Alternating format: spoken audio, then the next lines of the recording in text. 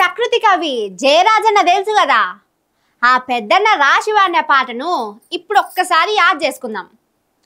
దుఃఖమే లేకుంటే నవ్వులకు నజరేది, చీకటే రాకుంటే వెలుగుకు విలువేది, మరణమే లేకుంటే పుట్టుకకు పుణ్యమేది, చిక్కులే రాకుంటే సక్కదనం ఖ్యాతేది అని పాడినట్టు కాంగ్రెస్ సర్కార్ వస్తే గానీ బీఆర్ఎస్ పార్టీ ఇల్వ తెలుస్తలేదని మాట్లాడుకుంటున్నారు చాలా మంది.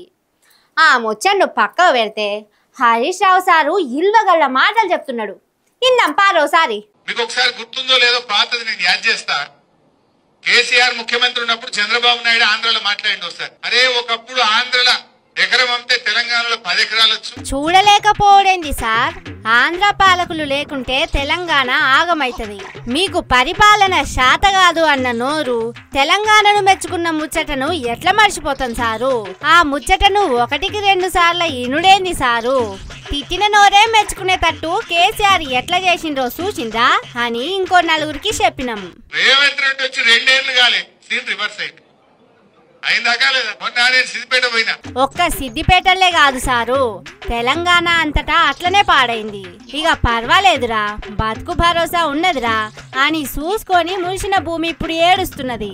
ఆపదకు అమ్ముకుందామని బ్యారం పెడితే అడ్డికి పావు షేర్ అన్నట్టయితున్నది. కేసీఆర్ కాలంలో గల్లా ఎగిరేసి ఆడ ప్లాట్లు ఈడ ప్లాట్లు ఉన్నదని చెప్పుకునేటోళ్ళు ఇప్పుడు నీరసమైండు సారు.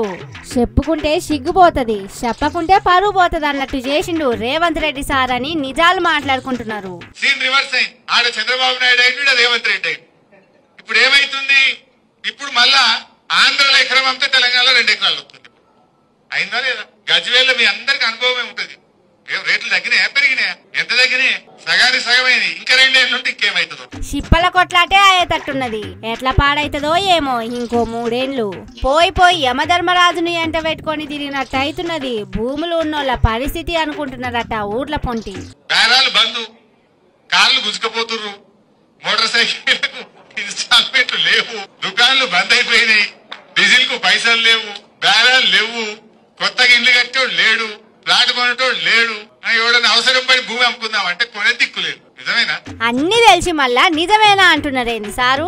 గడియ రికాం లేదు, గవ్వ రాకలేదు అన్నట్టున్నది రేవంత్ రెడ్డి సారు పరిపాలన. ఇంకో 3 ఏళ్ళు ఎట్లనో ఏమో అని గులుక్కుంటా బతుకుడైతున్నది అని అనుకుంటున్నారట అక్కడికి వచ్చిన జనాలు. ఇంకో 3 ఏళ్లల్లా సీన్ రివర్స్ ఎంత అవుతుందో ఏమో పోండ్రి.